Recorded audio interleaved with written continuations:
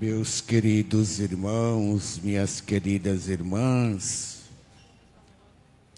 eu fiquei muito feliz quando agendei essa missa no dia de hoje, o último dia do mês de agosto, dia de São Raimundo Nonato, padroeiro da minha primeira diocese. Essa semana eu estive lá celebrando uma noite de novena e fiquei muito feliz com a receptividade daquele povo que, nos meus 8 anos que passei lá, eles internalizaram aquilo que eu trago na minha missão e no meu coração. Feliz porque estou vindo aqui também celebrar os 12 anos de ordenação do padre João Paulo. Ele diz que por causa dos 12 anos de ordenação dele, eu estou ficando velho, né? Mas ele também está ficando, né? São 12 anos que ele foi ordenado e outros que estão fazendo 6 anos. Padre José Ney, Padre Josemilson e outros também que já fizeram, Claudionor, fizeram ano nesse mês de agosto, que é o mês que nós dedicamos às ordenações sacerdotais, por conta de ser um mês vocacional. A gente quer destacar essa questão vocacional. Estamos aqui felizes pela coincidência de datas e também pela coincidência de mensagem de Deus. Nós ouvimos nos Salmos, no Evangelho, Jesus ao redor de uma mesa. O Salmo da missa de hoje diz que Deus preparou com carinho uma mesa para os pobres. Na verdade, todos nós que nos aproximamos de Deus, nós não nos aproximamos com nossa conta bancária, com nosso cartão de crédito, com a nossa riqueza material. As riquezas materiais são para o mundo, para viver no mundo, para sobreviver neste mundo. A riqueza de Deus é a sua graça, é a sua misericórdia. Diante de Deus, todos nós deveríamos sentir pequenos, pobres, na humildade, como falou a primeira leitura do livro do Eclesiástico. O Senhor preparou com carinho essa mesa para nós, pobres mortais, pobres pecadores, pobres devotos de São Cristóvão. E a mesa a qual me refiro é este altar, tão bonito, tão artístico, tão potente, tão firme, de pedra, onde nós celebraremos com a graça de Deus, a partir de hoje, a Santa Eucaristia. Vocês percebem que nós vamos inaugurando uma coisa depois de outra. Estava lembrando aqui no meu coração que nós temos 4 grandes igrejas para terminar de construir. Aqui nesse plano diretor 3, esta igreja de São Cristóvão, a igreja do Coração de Maria, que caiu, já foi levantada, aqui está mais adiantada, a igreja Catedral, e a igreja Nossa Senhora do Monte do Carmo. Até por isso estão fazendo festa lá hoje, até me convidaram, mas eu não pude estar lá e nem estarei também, por conta de estar aqui. Essas 4 igrejas estão num processo de complementação, de término. E ainda tem a Igreja Nossa Senhora Aparecida lá no Taquaralto, que também está no mesmo processo. Todas elas têm uma mesa para o Senhor nos alimentar, para matar a nossa fome, a fome de Deus, a fome de fé, a fome da religião, do cristianismo. Aqui vocês decidiram fazer as inaugurações por etapa. A última vez que esteve aqui, eu abençoei aquela porta. É uma porta abençoada. Todas as vezes que vocês entrarem por ela, tenha deferência, tenha a reverência, porque nós entramos no lugar sagrado pela porta, e essa porta representa Cristo. Cristo é a porta do céu, Cristo é a porta da fé, Cristo é a porta da salvação, como ele diz no Evangelho de São João, capítulo 10, eu sou a porta das ovelhas, por elas entrarão e haverá aconchego e acolhida, um só pastor. Hoje nós estamos inaugurando este altar. O altar é o símbolo de Cristo, Cristo eucarístico. Como o ambão, que certamente vai ser construído, é o símbolo do Cristo da palavra. Como a pia batismal, que também vai ser inaugurada, Cristo, aquele que nos batiza, nos salva, nos tira, nos limpa e nos purifica. O Evangelho fala de Jesus numa refeição, num sábado, na casa de um fariseu. Jesus é o homem da convivência e do convivial. Ele sempre estava ao redor da mesa da palavra, da mesa da caridade, da mesa da justiça, mas também nas refeições. Ele sempre estava e ele aproveitava desses momentos para evangelizar. Era o seu púlpito, era o seu microfone, os lugares onde ele tomava a refeição. E todas as refeições que Jesus tomava era símbolo da Eucaristia. Era uma preparação até a última ceia e até a primeira missa que os apóstolos rezaram depois da morte, da paixão, da morte e da ressurreição de Jesus, como falam nas aparições de Jesus, no cenáculo, no Emaús, em outros lugares onde os apóstolos estavam reunidos, à beira do mar também.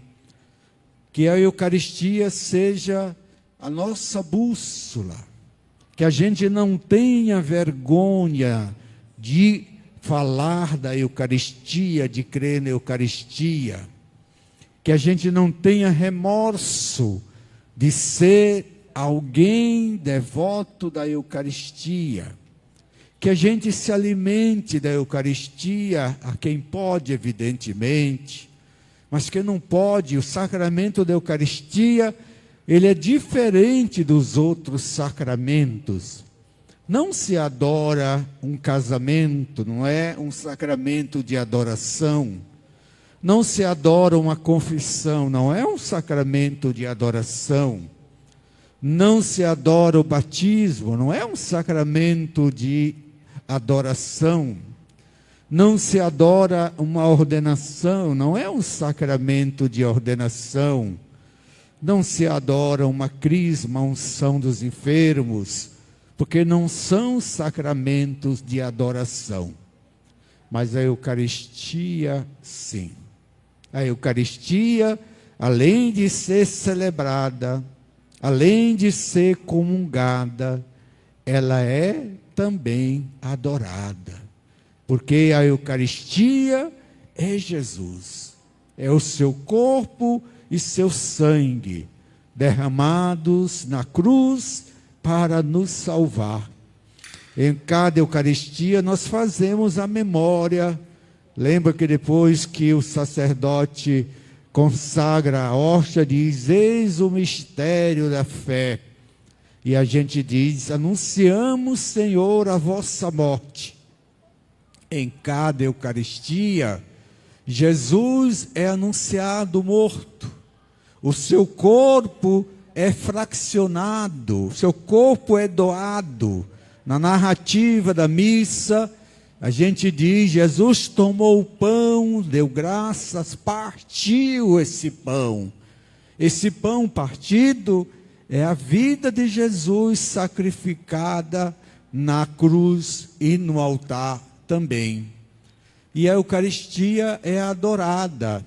A gente pode, quem não comunga, quem não pode, as crianças ainda, as pessoas que estão impedidas de comungar, podem comungar espiritualmente adorando Jesus na Eucaristia.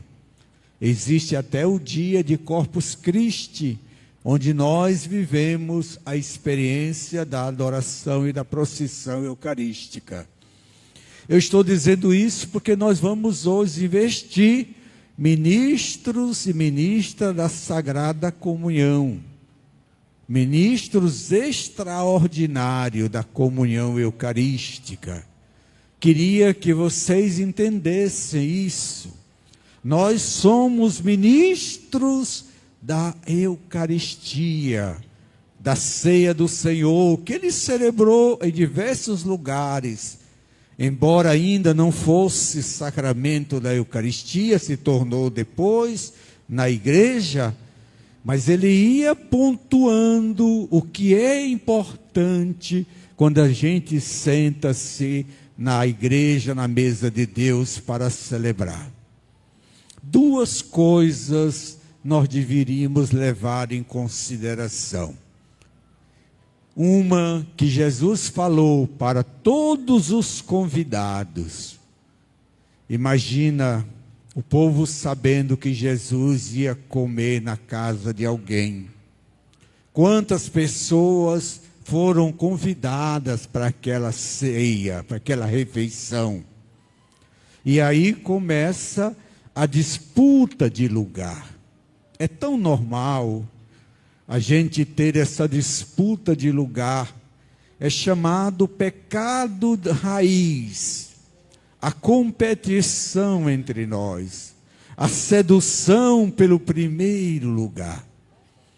Eu queria dizer que na igreja não tem isso, porque os bancos e as cadeiras são disponibilizadas, cada um chega. Aqui, por exemplo, tem um banco todinho desocupado, sem ninguém. Aqui também tem. Vocês estão cumprindo direitinho o evangelho de hoje, né? Na igreja não tem isso, ninguém olha quem chega, exatamente os que chegam primeiro, se sentam. Mas na vida nós temos essa mania da sedução do primeiro lugar. E às vezes isso repercute dentro da nossa igreja. A gente quer uma igreja só de pessoas de alta potência. E eu disse no começo, para Deus nós somos pobres e pecadores. Papa Francisco tem uma frase que eu gosto muito, e eu vou dizer antes de citar o Papa Francisco, olha bem para mim, vocês sabem qual é a última coisa que nós vamos fazer aqui na terra? Alguém já disse para vocês? Vocês já pensaram, todo mundo, qual é a última coisa que nós vamos fazer aqui na terra? Imagino o que é que vocês pensaram na cabeça de vocês. Mas eu vou dizer, a última coisa que vamos fazer aqui na terra é morrer. Não é comer, não é rezar, não é passear. A última coisa é o dia da nossa morte. Lembre-se bem disso. E aceite de bom grado. Por isso que é importante a gente morrer bem, morrer em paz, morrer com santidade, porque é a última coisa da nossa vida. Aí eu vou citar o Papa Francisco, ele diz assim: nunca se viu uma pessoa ir para o cemitério com um caminhão de mudança atrás do caixão. A gente não leva nada para o cemitério, apenas uma roupa e um caixão, as flores, umas velas, algumas pessoas chorando, outras conversando. É importante que a gente sinta isso. O que é que Jesus recomendou nessa ceia lá na casa daquele fariseu? Duas coisas. Primeiro, para os convidados: não competem, não faça competição. Primeiro lugar, a gente deve deixar para quem está organizando a festa. De repente ele tem alguém para colocar naquele lugar, você ocupe outro lugar. Depois ele chama para a mesa, para as cadeiras, onde ele quer nos colocar. Essa é uma recomendação para os convidados. Eu sei que a gente não cumpre isso nesse cerimonial, mas é importante do ponto de vista da fé, que a gente não atropele o mundo só porque eu tenho poder, dinheiro, tenho fama, tenho um bom emprego, tenho patrimônio. E o segundo foi para o conviva, o organizador da festa. Você convide seus amigos ricos, mas convide também os pobres. Os pobres estão, às vezes, com fome, não são convidados para nada. Eu vou contar uma historinha para concluir, de um amigo meu, é o bispo de Cascavel, no Paraná. Todo domingo ele posta uma historinha. Eu sempre uso muito essas historinhas deles. Eu coloco na novena de Natal, quando eu posso eu falo. E essa eu achei muito interessantinha, preste bem atenção. Um jovem que queria entrar na universidade, ele estava vendendo produtos assim, bolo, alguma coisa, biscoito, balinha, para ajudar no seu estudo. E um dia ele não vendeu muitas coisas. E também não trouxe dinheiro para o transporte para almoçar. E chegou a fome. E ele ficou sem saber como fazer. Como é que eu vou fazer se eu não tenho dinheiro para ir para casa, se eu não tenho dinheiro para me alimentar? E ele resolveu bater na porta de algumas pessoas pedindo comida. Só que ele ficou com tanta vergonha que a primeira porta que abriu, ele não disse comida, ele disse água. Me deram um copo d'água. E aquela pessoa que atendeu, uma jovem, entendeu que ele não queria água, ele queria comida. E perguntou: eu posso lhe dar um copo de leite no lugar da água? Pode. E ele tomou aquele copo de leite e teve força para ir a pé até a sua casa, porque ele estava sem força por causa da fome. O tempo passou e aquela pessoa que deu aquele copo d'água foi acometida de uma doença muito rara e muito difícil. E foi hospitalizada no hospital da cidade. E sabe quem era o médico que foi atender? O nome dele era Carlos. Dr. Carlos atendeu aquela paciente. E eles se reconheceram. E aí trocaram muitos cumprimentos, porque quando ele precisou, ela deu um copo de leite. Agora ela estava doente, ele vai fazer o tratamento dela. E quando terminou, que ela recebeu alta, o hospital mandou a conta para ela. Uma conta muito grande. e embaixo estava escrita: mas você não precisa pagar, porque doutor Carlos já assumiu esta conta. É uma historinha, mas é bonita. A gente hoje não precisa, mas a gente tem condição de dar. Diz um ditado: quem dá ao pobre empresta a Deus. Lá pela frente a gente vai precisar. E quem é que vai cuidar de nós? Talvez aqueles que nós ajudamos. Às vezes tem ingratidão. A gente é injustiçado também na nossa caridade. A gente ajuda alguém e depois eles se voltam contra nós. Mas é raridade.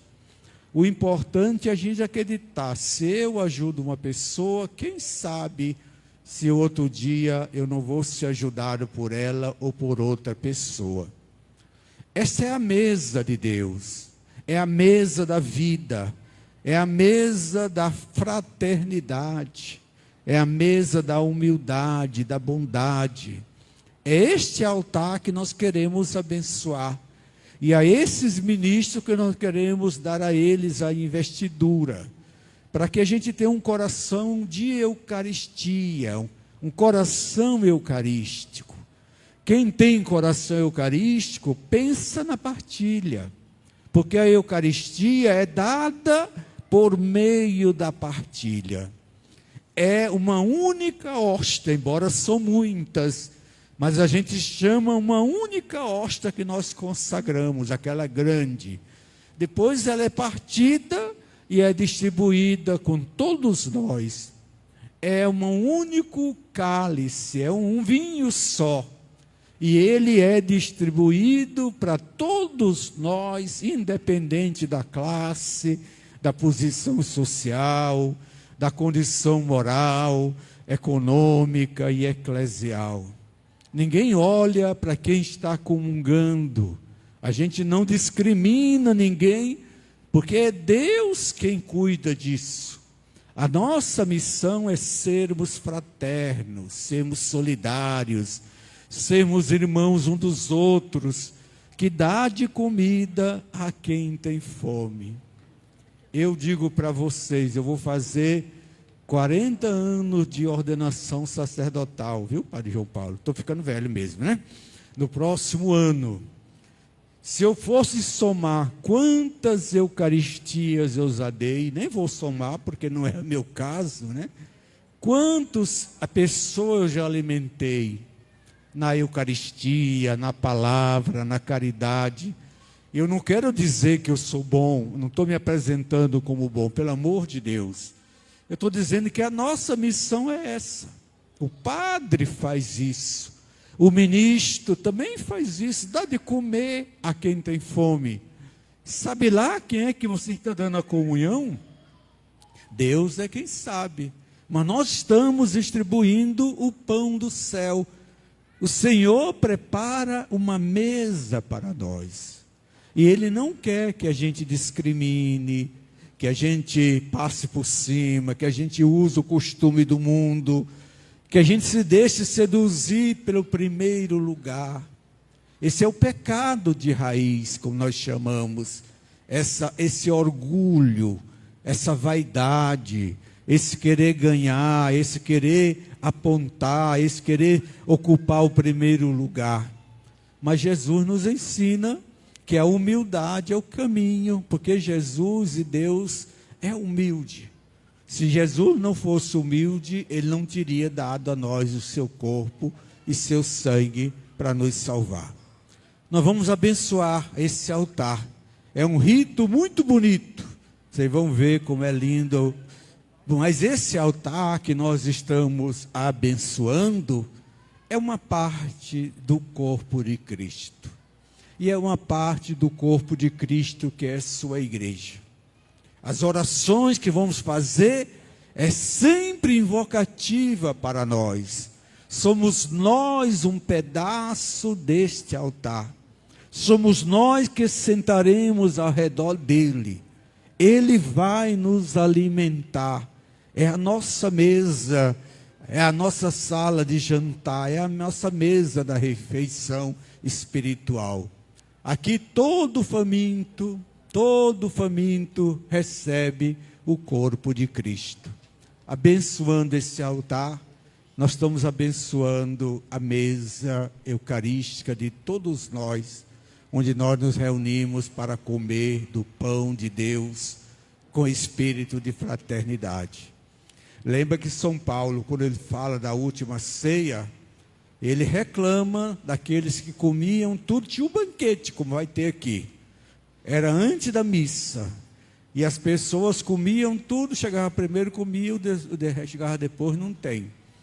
E ele reclama, quem come esse pão desse jeito, está comendo a sua própria condenação. Porque a Eucaristia é a fraternidade de Deus. É o pão que Ele dá para matar a nossa fome. Louvado seja nosso Senhor Jesus Cristo.